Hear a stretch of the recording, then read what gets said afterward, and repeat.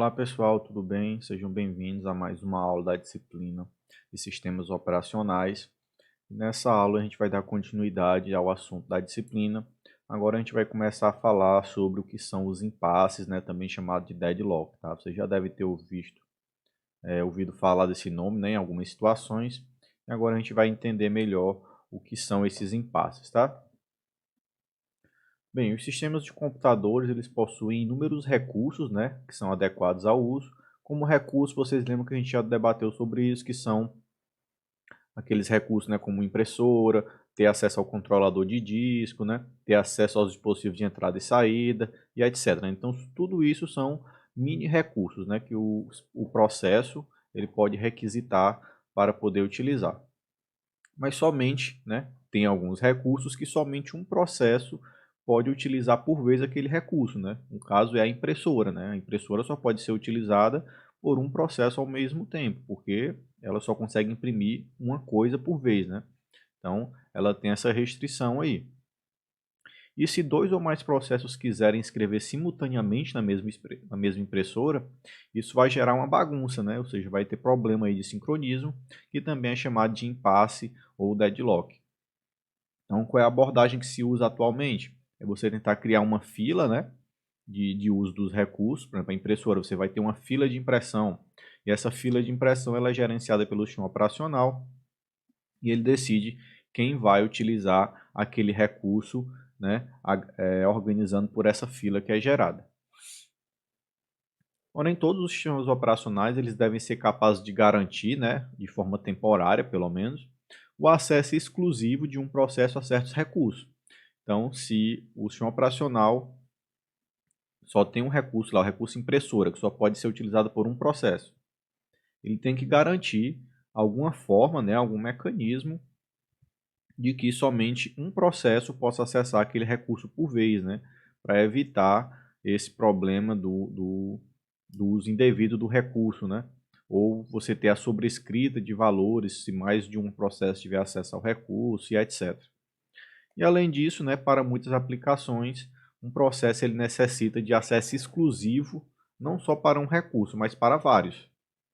Então imagine que um processo ele precisa de ter o acesso ao recurso da impressora, ter acesso ao recurso do disco e acesso a outro recurso aí de forma simultânea. Então ele só pode operar, ele está bloqueado, ele só vai poder operar depois que ele tiver acesso a esses três recursos, por exemplo.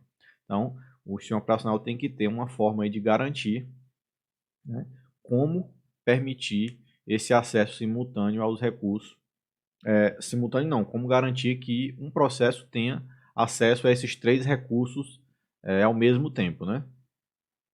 E isso pode levar a algum problema, né? Qual o problema que isso pode causar?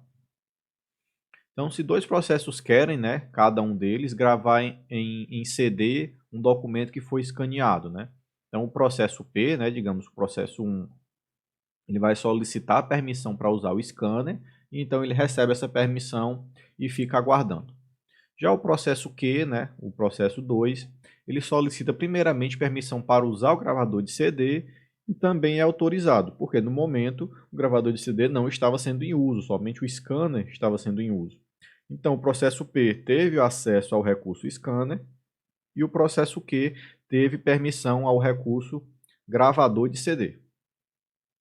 Né? Então, na sequência, o processo P pede para usar o gravador de CD, mas a solicitação é negada porque o processo já está alocado para o processo Q, né? O processo 2 aqui. E tem que aguardar até que o processo Q o libere, tá? E em vez de liberar o gravador de CD, o processo Q ele pede mais um recurso para poder completar a tarefa dele, já que ele precisa dos dois recursos. E nesse instante, né, ambos os processos ficam bloqueados, esperando que o outro libere o recurso. Então, o processo P está em posse do scanner, mas ele não vai liberar porque ele também quer ter acesso ao gravador de CD. E o Q, que tem acesso ao gravador de CD, ele não vai liberar porque ele precisa do scanner. Então, isso gera um impasse, né, um deadlock. Então, aqui você tem o processo P e tem o recurso S aqui, que é o recurso scanner. Então, o processo P aqui, ele detém o recurso scanner e o processo Q ele detém o recurso aqui que é gravador de CD, né? Tá aqui, gravador de CD. Então a setinha aqui ela indica que esse recurso está alocado a esse processo e depois disso o P ele pede acesso a esse recurso, ou seja, a setinha está agora apontando para o recurso, né? Ou seja, P necessita desse recurso e Q também pede esse recurso aqui. Então aqui você vai ter um ciclo onde esse processo vai estar aguardando por esse recurso e esse recurso só vai ser liberado quando esse outro processo fizer o uso desse recurso. Então você não vai ter uma saída nisso aqui, ele vai ficar parado aí aguardando a liberação desse recurso de forma indefinida, né? Até o sistema operacional desligar, por exemplo. Em alguns casos, né, um processo em espera ele não consegue modificar novamente seu estado, né, ou seja, ele está autorizado a manipular dados da região compartilhada, porque os recursos que ele solicitou estão reservados para outros processos em espera. E essa situação é chamada de deadlock. Então, isso aí é uma definição um pouco mais formal, né, do que é o deadlock, do que é essa espera indefinida que a gente estava discutindo aqui entre o processo P e o Q e esses dois recursos. Isso aqui, né, é outra ilustração de o que seria um deadlock, né, o que seria um impasse, por exemplo. Então aqui você tem aqui essa rua onde alguns carros têm a preferência, mas se você perceber, esses que estão nesse fluxo aqui, eles só vão conseguir passar se esse outro fluxo aqui, né, parar de enviar carros para poder esse aqui passar. Então, como todos querem passar ao mesmo tempo, esse aqui vai estar esperando por esse aqui vai estar esperando que esse aqui pare o fluxo, esse aqui vai estar esperando por esse aqui, e você vai ter um impasse aí nessas quatro vias, né? Então, infelizmente, algum processo, né, vai ter que ceder. Se ninguém ceder, você tem um impasse, e nesses casos que nenhum processo cede de forma voluntária, o sistema operacional deve agir fazendo com que eles sejam forçados a liberar o recurso, né, ou matar o processo de uma forma mais brusca, né? Então, isso são estratégias que a gente vai ver aqui no decorrer dessas aulas, né, como fazer para resolver esses conflitos de impasses, tá? Então, sobre os tipos de recursos, né? Você tem dois tipos de recursos. Como vocês já haviam visto, existem os que são preemptíveis e os não preemptíveis, né? Os recursos preemptíveis são aqueles que podem ser retirados do processo proprietário sem nenhum prejuízo, né? Por exemplo, a memória. O processo ele pode ser realocado de endereços de memória sem prejuízo, tá? E você tem também os recursos não preemptíveis, que são aqueles que não podem ser retirados do processo proprietário sem que a computação apresente falhas, né? Um exemplo seria o controle do gravador de CD, né? Se você tirar esse controle do gravador de CD de um processo, ele vai cancelar o processo de gravação corrente, né? Então ele vai ter que começar de novo, e isso vai afetar a computação do processo. Então ele vai ter ciência de que perdeu o acesso a esse recurso, né? E o deadlock é um conjunto de processos, né, que estará em situação de impasse se todo o processo pertence ao conjunto, né, e estiver esperando por um evento que somente outro processo desse mesmo conjunto poderá fazer acontecer. Então a gente viu o exemplo ali do P e do Q, a gente tinha um ciclo, né, onde P esperava por Q, você também pode ter isso em mais, né, como foi o caso lá dos carros, onde você tinha o processo A aqui, por exemplo, que esperava pelo B, o B esperava pelo C e o C esperava pelo A de novo, né? Ou pelo D aqui, que esperava de A, né? Já que a gente tinha quatro vias. Então, assim, você tem esse ciclo aqui. E quanto mais processos envolvidos você tiver nesse ciclo, mais processos vão estar em deadlock. E quais são as condições, né, para você ter um possível deadlock? O recurso ele tem que apresentar exclusão mútua, né? Por exemplo, apenas um processo pode usar um recurso por vez. Tem que ter o segurar e esperar, né? Um processo ele pode conter recursos alocados enquanto aguarda a atribuição de outros. Não pode haver preempção, né? Ou seja, nenhum recurso pode ser forçosamente removido de um processo que eu detenho. Se você tiver preempção, você pode matar o processo, né? Ou remover o recurso daquele processo de forma forçosa, e isso vai impedir que você tenha deadlock, mas em compensação, você vai prejudicar a computação do processo, né? Aí surgem aquelas dúvidas. Como o sistema operacional deve escolher qual processo vai ser prejudicado, né? Qual é mais importante do que o outro? Então, essas perguntas elas são difíceis de serem respondidas, é por isso que é difícil também você conseguir implantar um sistema livre de deadlocks, tá? Você também tem que ter espera circular, né? Ou seja, você tem que ter um encadeamento circular de dois ou mais processos, cada um à espera de um recurso que está sendo usado pelo membro seguinte da cadeia, né? Cadeia seria aquele ciclozinho de processo, né? Então, se o processo A está esperando pelo recurso do B, está esperando pelo do C, que espera do A novamente, você tem isso aqui um ciclo. E esse ciclo é essa espera circular aqui, né? Então, para você ter um processo, você tem que ter essas 4 características aqui presentes para poder apresentar um deadlock, tá? Se você conseguir alguma estratégia de combater pelo menos uma dessas 4 características, você está impedindo que o deadlock aconteça. Então, todas essas 4 condições elas devem estar presentes para que o impasse ocorra, e se faltar uma delas, o impasse do recurso não vai acontecer. Então, você estará cancelando a ocorrência de deadlocks, né? E é importante notar que cada condição está relacionada a uma política que o sistema pode ou não adotar, né?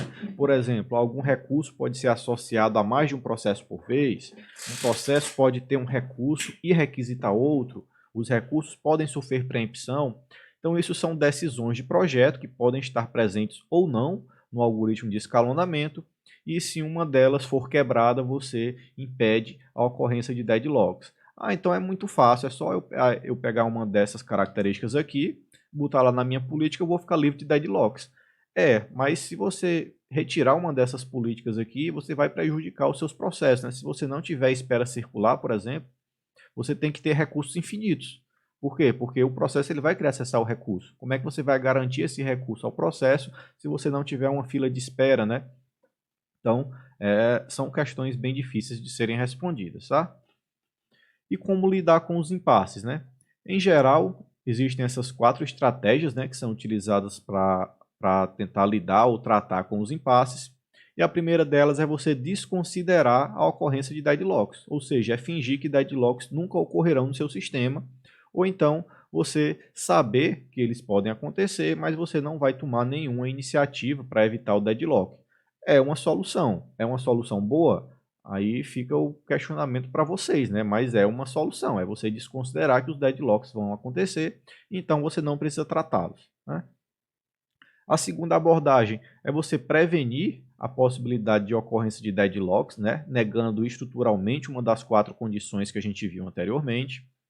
Evitar a ocorrência de deadlocks por meio de uma alocação cuidadosa de recursos e você detectar a ocorrência de deadlocks e recuperar.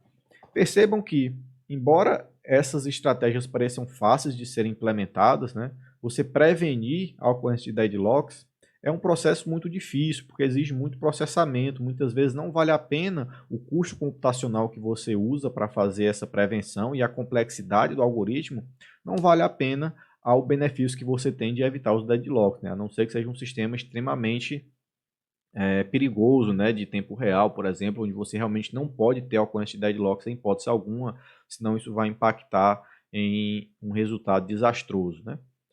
Já a abordagem de desconsiderar a ocorrência de deadlocks e detectar a ocorrência e então recuperar são as mais usadas. Por quê? Porque são abordagens simples e na maioria dos cenários, principalmente nos cenários de computação de processo de computação de nível geral, né, de computação geral, como a gente tem nesses computadores desktop, etc. A ocorrência de deadlocks ela é muito baixa. Então, você usar uma abordagem de desconsiderar a ocorrência é viável, porque o impacto dela é muito baixo, ou seja, se acontecer um deadlock, o máximo que vai acontecer, digamos assim, é o projeto travar e você ter que reiniciar o processo. Então, não é um resultado grave, né? Não é um problema grave. E o outro é você detectar a ocorrência de deadlock e então recuperar. Vez por outra, o SO roda lá uma rotina de verificação de ocorrência de deadlocks e se ele achar algum deadlock, a gente vai lá e recupera, né? Recupera, por exemplo, matando o processo ou fazendo a realocação dos recursos, etc. Então, o custo que é gasto com isso é muito baixo e o retorno que se tem ele é alto porque você evita gastar computação com gastar computação de forma desnecessária, tá? E agora a gente vai falar sobre um desses 4 problemas, tá? A gente vai falar sobre desconsiderar a ocorrência de deadlocks. Como a gente pode usar essa abordagem de ignorar o problema, né? Por exemplo, tá? Então a gente vai continuar isso aqui na próxima aula. E é isso, pessoal. Na próxima aula a gente fala aqui sobre essa primeira abordagem de ignorando o problema. Obrigado e até a próxima e tchau, tchau.